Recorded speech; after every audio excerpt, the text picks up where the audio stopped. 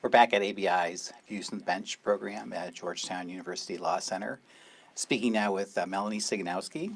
She is the chair of the Restructuring and Bankruptcy Department at Otterbourg in New York. And uniquely, Melanie also served 14 years as a United States bankruptcy judge in the Eastern District of New York. So not only as a practitioner, but she's been on the other side of the bench. For a long time now. And just finished a very interesting panel on retail bankruptcies. And of course, there's been an explosion of retail cases in the last year in particular, really filed all over the country, not just in New York and Delaware. And what's interesting is, we've all heard a lot about the causes of this, everything from sort of changing consumer preferences to internet shopping and kind of overstored situation, too much competition, all the rest. And the cases seem to vary between straight liquidations where their stores just simply close and the company goes out of business. Some are sold under Section 363, and then others engage in a more traditional kind of restructuring.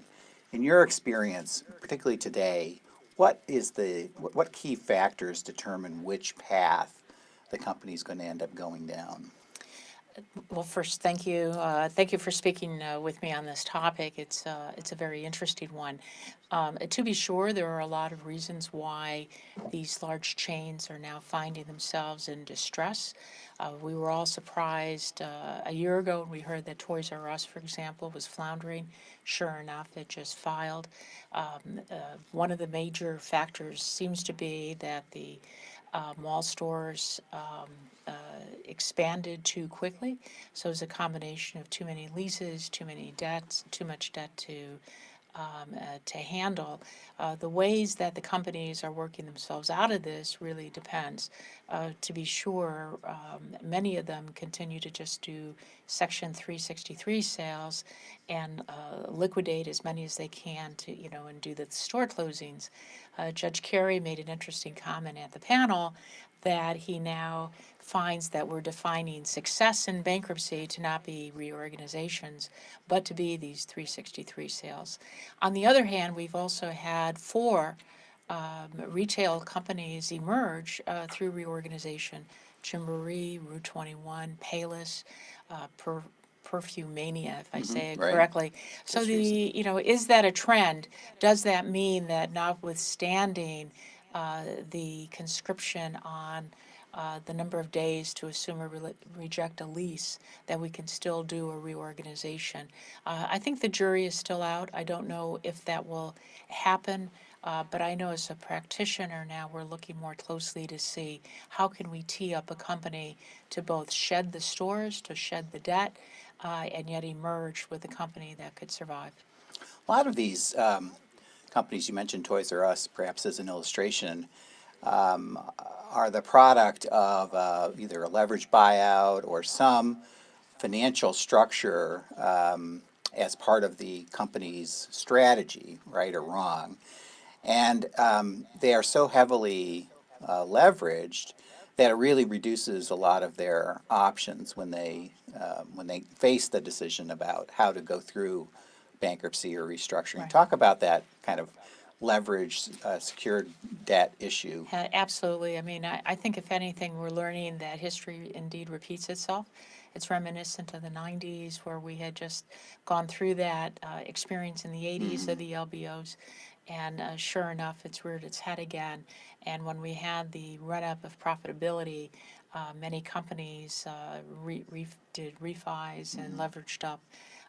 And where we're at now is that the companies simply cannot sustain the debt.